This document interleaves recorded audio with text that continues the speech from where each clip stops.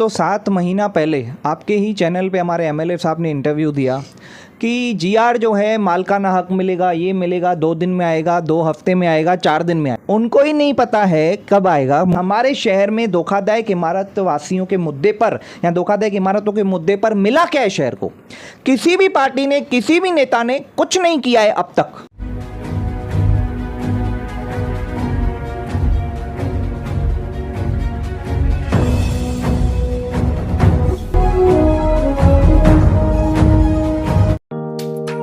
Neeraj Vinod Burani's Spacecraft Interiors. Your space, our craft. Experienced and professional team. No hidden charges. Luxurious designs. Follow us on Instagram. Spacecraft Interiors. Your space, our craft. हर किसी का सपना होता है, सपना अपने घर का, सपनों के घर का। और इसी सपने को साकार करने के लिए Crystal Finance by Ajit Makhijani आपके लिए लाए हैं इजी हाउसिंग लोन्स। 20 लाख से लेकर 5 करोड़ तक के हाउसिंग लोन्स, क्विक अप्रूवल और हैसल फ्री प्रोसेस के साथ। तो समय आ चुका है अपने सपनों को साकार करने का। आज ही अप्लाई कीजिए Crystal Finance by Ajit Makhijani 9011280000। आइए लेते एक मुलाकात एडवोकेट राज चांदवानी जी के साथ। राज जी, आज हम आपके पास में आए हैं। कुछ निजी न्यूज़ चैनल्स में देखा हमने कि एक और जीआर आ रहा है मालिकाना हक के साथ। अभी हाल ही में एक जीआर आया है और दूसरा जीआर आने वाला है जिसमें फ्लैट ओनर्स और शॉप ओनर्स को मालिकाना हक मिलेगा। तो इस विषय में आपका क्या कहना है? देखिए, सबसे पहले तो 7 महीना पहले आपके ही चैनल पे हमारे एमएलए साहब ने इंटरव्यू दिया। मैं आपको गारंटी देता हूँ जी, आज मैं शाम शहर का आमदार हूँ, न मैं झूठ बोलूंगा, न ही मुझे आदत है। रिसेंटली 2 दिन में भी आ सकता है, 1 हफ्ते के अंदर भी आ सकता है कि जीआर जो है मालिकाना हक मिलेगा, ये मिलेगा, 2 दिन में आएगा, 2 हफ्ते में आएगा, 4 दिन में आएगा। 3 स्टेटमेंट्स उन्होंने बोल दी, बट उनको ही नहीं पता है कब आएगा। मुझे ऐसा लगता है कि उनको कुछ नॉलेज, इन्फॉर्मेशन नहीं है वहाँ से ऊपर से। मुझे आप एक बात बताइए कि मैं एक सवाल पूछता हूँ अपने शहरवासियों से या आपसे कि हमारे शहर में धोखादायक इमारत वासियों के मुद्दे पर या धोखादायक इमारतों के मुद्दे पर मिला क्या है शहर को? किसी भी पार्टी ने, किसी भी नेता ने कुछ नहीं किया है अब तक। सबसे पहले सवाल, ना कंपेंसेशन मिला है। जो लोग बेघर हो रहे हैं, आज भी बिल्डिंगें तोड़ी जा रही हैं, आज भी लोग बेघर हो रहे हैं, उनको कुछ नहीं कंपेंसेशन मिला है। वो तो बेचारे घर से बेघर हो रहे हैं। उन पे क्या बीत रही है ये नेता कभी भी नहीं समझेंगे। सेकंड चीज़, ट्रांजिट कैम्प नहीं है हमारे शहर में आज तक। हालांकि हर साल हज़ारों लोग, मैं कहूँगा सैकड़ों लोग जो हैं बेघर हो रहे हैं, उनको कोई नहीं पूछ रहा है। हम जाते हैं पर्सनली तो हमें बताया जाता है, आज हम भाई के घर जाते हैं, आज हम यहाँ जाके रह रहे हैं, हमारा घर चला गया, हमारा दुकान था, आमदनी चली गई। मतलब मुझे ऐसा लगता था कि काश हमारे हाथ में कुछ होता पावर्स, तो आज के आज हम लोग कुछ कर लेते थे। दूसरी बात, हमारे शहर में अगर हम कह रहे हैं कि 220 रुपया अगर आम आदमी नहीं पे कर सकता, तो ये हमारा स्टेटमेंट नहीं है। हमने विजिट किया, हमने सर्वे की, हमने मेहनत की है, सैकड़ों बिल्डिंगों में जाकर हमने बात किया है। मीटिंग्स में लोग बताते हैं हमारे पास पैसा नहीं है, मेंटेनेंस पे नहीं कर सकते हैं, तो इसमें 220 रुपया स्क्वायर फीट क्यों ले रहे हो? सबसे बड़ा मुद्दा हमने उठाया था कि गुजरात में भारतीय जनता पार्टी की सरकार है, महाराष्ट्र में भी सरकार है, वहां पर रेगुलराइजेशन के लिए 3 रुपए से 7 रुपए तक लिया जा रहा है, तो यहां 220 रुपया क्यों लिया जा रहा है? देखिए, अभी मूल्य मुद्दा जो ऐसा है कि ये जो पहले जो जीआर आया, ऐसा कहा गया था कि जीआर मालिकाना हक के साथ में आएगा, अगर मालिकाना हक के साथ में नहीं आता तो जीआर का कोई मतलब ही नहीं है। आमदार साहब की स्टेटमेंट है मेरे ही चैनल पर। राइट। अभी एक और जीआर आएगा, उसमें मालिकाना हक आएगा, तो कैसे ये सब चीज़ें हो रही है और कैसे नेताओं की इस प्रकार की स्टेटमेंट है? देखिए, सबसे पहले तो जैकी जी, मैंने आपको लास्ट टाइम भी कहा था कि जो भी नेता आपके चैनल पे आ रहे हैं उनको मेरे साथ बिठाओ, मैं सवाल करूँगा। इनको कन्फ्यूजन है, सारे टॉपिक्स में कन्फ्यूजन है। क्या कन्फ्यूजन है? पहली बात तो इनको ये नहीं पता है कि डी फॉर्म का एग्जैक्ट मतलब क्या है, कन्वेंस डीड का एग्जैक्ट मतलब क्या है, सन्नद जो है वो पहले से इशू की गई है, तो ये कैसे बोल रहे हैं फिर से मालिकाना हक मिलेगा? ये सारी चीज़ें जो हैं ये इनको कन्फ्यूजन है, या तो इनको पर्टिकुलर पता नहीं है। दूसरी बात, अब रिसेंटली इंटरव्यू है 1 दिन पहले का, किसी चैनल पे हमारे एमएलए साहब ने दिया। अब वो क्या कह रहे हैं देखिए वो कह रहे हैं कि लैंड ओनर्स अचानक से उठ के नहीं आ सकते हैं, उनके ऊपर 420 कलम लगाया जाएगा। मुझे आप एक बात बताइए, जब हमारा लॉ ऐसा बना हुआ है कि इलीगल बिल्डिंग्स हैं उनका कोई ट्रांसफ़र नहीं होता है प्रॉपर्टी, हम कहते हैं कि बिल्डिंग चली गई तो सन्नत वाले मालिक बन जाते हैं, एक साइड लॉ ये कह रहा है, तो 420 कैसे लगेगा? कैसे लगेगा 420? सही। मैं ये पूछता हूँ एमएलए साहब से, आप मुझे बताइए कि 420 की भाषा जो है उसका डेफिनेशन कैसे बैठता है? उसमें क्या डेफिनेशन में आप गए हैं 420 में? What is ingredient of section 420? आप वो पहले रीड तो करिए। आप स्टेटमेंट दे रहे हैं। दूसरी चीज़ वो कह रहे हैं कि हम बिल्डिंग वालों को मालिकाना हक दिलाएंगे, ऐसे उन्होंने अभी कहा कि अगर ऐसा ऐसा होगा तो हम बिल्डिंग वालों को उनको पूरा मालिकाना हक। एक साइड आप बोल रहे हैं मालिकाना हक मिल जाएगा, अभी जीआर आने वाला है, आप दूसरी तरफ बोल रहे हैं हम कोशिश करेंगे उनको मालिकाना हक दिलवाएंगे। आप जीआर के थ्रू दिलवाएंगे, कोर्ट के थ्रू दिलवाएंगे, कैसे दिलवाएंगे स्पष्ट तो करिए, क्योंकि आपका जीआर तो आया नहीं, 7 महीने हो गए। आपका मालिकाना हक के ऊपर आप जो कह रहे हैं मालिकाना हक के ऊपर, मैं तो कहता हूँ 220 रुपया ये भी बहुत ज़्यादा है। आप 3 से 7 रुपया करिए, उसमें सब चीज़ दे दीजिए। मालिकाना हक का एक्स्ट्रा चार्जेस क्यों लेना? जबकि हमारा कानून कहता है 12 साल के ऊपर अगर आप प्रॉपर्टी के ऊपर रहते हैं, अगर किसी का इंटरफेरेंस नहीं है तो प्रॉपर्टी आपकी हो सकती है, आपके नाम पे हो सकती है, ओनरशिप हो सकता है। ये तो 60-70 साल से रह रहे हैं, 60-70 साल, 30-40 साल तो बिल्डिंग ही जूनी है, पुरानी है, तो इनको मालिकाना के चार्जेस क्यों लेना सरकार को? सबसे पहला बात।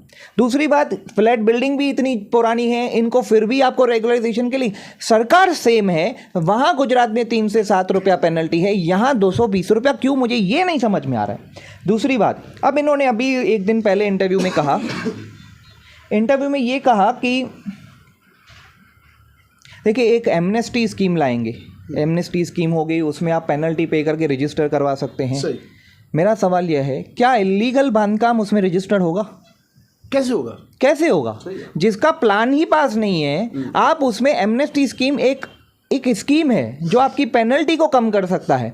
लेकिन मेरा सवाल यह है कि इलीगल बांधकाम को आप कैसे रजिस्टर करवाएंगे? वो तो कोई ये इनकी स्टेटमेंट ही वो लोग कहाँ जाएंगे बेचारे? कहाँ जाएंगे? अब रेगुलराइजेशन के लिए आप मुझे बात बताइए, ये सब छोड़िए, आप रेगुलराइजेशन हम बोल रहे हैं शहर के लिए इतनी बैनर्स लगा रहे हैं, ये कर रहे हैं, सेलिब्रेट कर रहे हैं। आज तक कितनी एप्लीकेशंस गई हैं? किसने करवाया है? कमिश्नर कुछ भी नहीं है। फॉर्मर कमिश्नर का एफिडेविट है, फॉर्मर कमिश्नर साहब का एफिडेविट है हाई कोर्ट में। बहुत कम रेस्पॉन्स मिला, लेकिन हंसते हम फिर से 2019 के बाद चालू कर रहे हैं। 19 के बाद भी आप चेक करिए कितने हैं, हजारों लाखों की तादाद में इलीगल बिल्डिंग से रेगुलराइजेशन के लिए लोग क्यों नहीं आ पा रहे हैं? उसका कारण होगा ना, नहीं आ पा रहे हैं। जब ये बिल्डिंगें बन रही थी उस टाइम में नेता और प्रशासन किधर था? देखिए ये अब क्यों लोगों पे थोपा जा रहा है कि भाई आपको पेनल्टीज भरनी पड़ेगी, आपको ये करना पड़ेगा, वो करना पड़ेगा। उस टाइम पर नेता लोग चुप्पी साध के बैठे थे, प्रशासन चुप करे बैठा था, बिल्डर लोग पैसे कमा रहे थे, और आज वो जनता शहर की भुगत रही है। क्या लगता है आपको आने वाले चुनाव को नज़र में रखते हुए फिर एक और बार जीआर का, क्योंकि ये जीआर एक बहुत बड़ा ज्वलंत मुद्दा बनने वाला है आने वाले चुनाव के अंदर, सभी पार्टियों को ये जीआर के विषय में जब वो वोट मांगने जाएंगे तब उनसे पूछा जाएगा कि हमारा मालिकाना कब आएगा। तो ये जो वापस एक दूसरा जीआर जिसके माध्यम से मालिकाना आएगा, ये आने वाले चुनाव को नज़र में रख के किया गया क्या? देखिए पहले तो सबसे पहले आज जो ज़माना है वो चेंज है। आज यूथ है, आज एजुकेटेड यूथ आगे आ रहा है, आज सीनियर सिटीजन्स एजुकेटेड आगे आ रहे हैं, आज लोग समझ रहे हैं। इंटरनेट का ज़माना है, आज मीडिया पे बाद में बात पहुंचती है, मोबाइल में पहले पहुंचती है। अब ये वोट मांगने जाएंगे तो लोग इनको बोलेंगे आप हमें पहले दिखाइए तो सही क्या किया। वोट तो मैं तो कहता हूँ न पुराने चेहरे न पुरानी पार्टियाँ, नए लोगों को चांस दो, नए पार्टियों को, यूथ को लाओ, इंजीनियर्स, डॉक्टर, लॉयर्स को लाओ आप, फिर देखो बदलाव होता है कि नहीं। दूसरी बात, 5 साल का समय दो, नहीं करे बदल दो।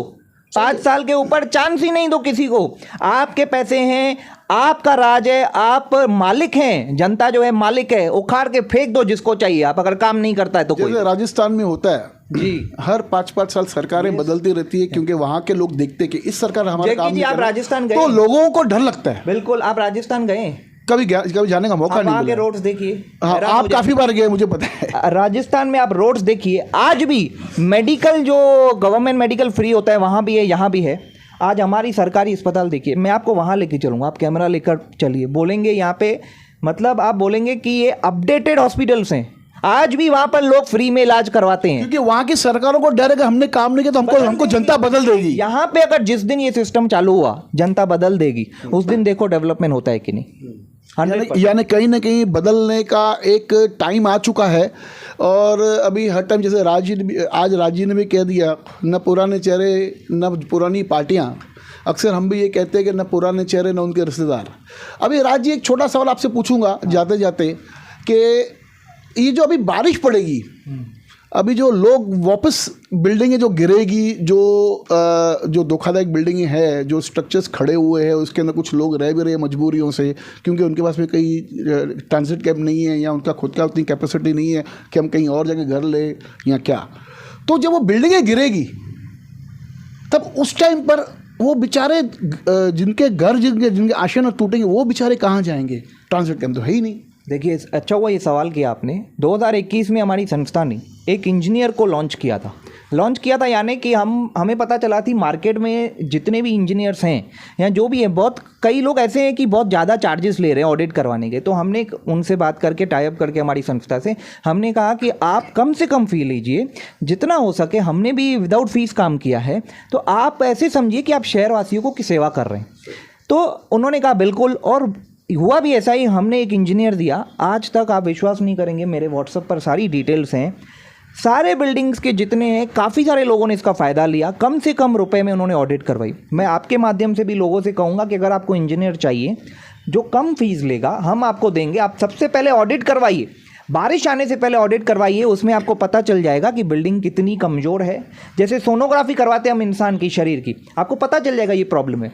अगर आपको लगता है कि बिल्डिंग बहुत डेंजरस है, गिर सकती है, कुछ भी हो सकता है, उसी समय आप अपनी जान बचाइए। सबसे पहले राइट टू लाइफ आता है, आप जान बचाइए, कुछ भी करिए। मैं यही चीज़ सरकार को कह रहा हूँ कि आप ट्रांजिट कैंप दीजिए, उनको खाली करवा के कहीं रहने का मौका दीजिए। कम से कम किसकी जान तो नहीं जाएगी? जान तो नहीं जाएगी। यहाँ पता चलता है कि अचानक से ये चीज़ हो रही है, वो चीज़ हो रही है, इतने लोग मारे गए, मतलब आप बताइए कि यहाँ तो कुछ सुरक्षा ही नहीं है शहरवासियों की। ये बात में मैं आपसे सहमत हूँ। इस बार चुनाव में ट्रांजिट कैंप, जीआर, मालकान हक सबसे बड़ा ज्वलंत मुद्दा बनेगा। कैसे आप जब वोट मांगने जाओगे, मैं सभी पार्टियों को कह रहा हूँ, मैं किसी एक पार्टी के विषय में नहीं कह रहा हूँ, मैं सभी पार्टियों को कह रहा हूँ कि जब भी आपके मांझी नगर सेवक जब चुनाव में खड़े होंगे या कुछ नए चेहरे आप लेके आओगे, खड़े होंगे, जब वो लोगों के बीच जाएंगे कि हमें वोट कीजिए, हमें वोट कीजिए, अगर पब्लिक ने उठ के पूछ लिया कि कहाँ है जीआर मालकान हक के साथ में, कहाँ है हमारी ट्रांजिट कैंप, आप ऑपोजिशन में थे, आपने क्या किया, आप सरकार में थे, आपने क्या किया, आप उस टाइम में आमदार थे, आपने क्या किया, तो क्या उत्तर देंगे आप पब्लिक के बीच में कि आ रहा है, हम करेंगे वही वो सब जो जो जो अक्सर देखा जाता है पिक्चरों में कि बड़े बड़े वादे नेता करते हैं 5 साल चुनाव के पहले, बाद में जब चुनाव हो गया tata bye bye see you. इस प्रकार की राजनीति इस बार आने वाले चुनाव में नहीं चलेगी। इस बार सभी शहरवासी काफ़ी होशियार हो चुके हैं, समझ चुके हैं, आंखें खुल चुकी है। अगर इस बार अगर बदलाव नहीं आया तो कभी नहीं आया, हम हर टाइम अपने चैनल पे कहते आ रहे हैं, अब भी नहीं तो कभी नहीं। इसके लिए हाँ बोलिए राज जी। देखिए, 220 रुपये square feet Bharatiya Janata party की सरकार ने लाया। हाँ, अब हमारे एमएलए साहब कह रहे हैं 220 रुपये आप पे करो, वो इसका विरोध नहीं कर रहे। अगर विरोध करते तो आज हमें पता चल जाता, उनका हंगामा होता विधानसभा में। नहीं कर रहे इसका मतलब वो राजी हैं। क्या लोगों से पूछा उन्होंने? हम मांग कर रहे हैं कि आप 220 रुपये से कम करो, नहीं कर रहे हैं, ना कुछ उस पर स्टेटमेंट आ रही है, इसका मतलब वो चाहते हैं 220 रुपये में लोग करें। दूसरी बात, अगर कोई नेता यह नहीं समझ सकता है कि हमें क्या करना चाहिए, आप हमारी कॉपी तो करिए। अगर एज एडवोकेट भी मैं आपको बोल रहा हूँ सीधे सीधे, अगर मैं एमएलए होता, ये चीज़ करता, विधानसभा में हंगामा करता, या मैं इसको फॉलोअप करता, या ये कंपेंसेशन लाता, ट्रांजिट कैंप लाता, आप हमको देख के, हम बोल रहे हैं उसको देख के तो कॉपी करो। आप खुद से नहीं करते, कॉपी तो करिए, लेकिन शहर को तो कुछ दीजिए। सिंपल सा सवाल है। अगर आपको नहीं आता है, हम बताने को रेडी हैं। अगर आप फिर भी नहीं कर रहे हैं तो फिर ये सब जनता के हाथ में। अब धन्यवाद। देखते रहिए फिर से बॉगी न्यूज़ चैनल।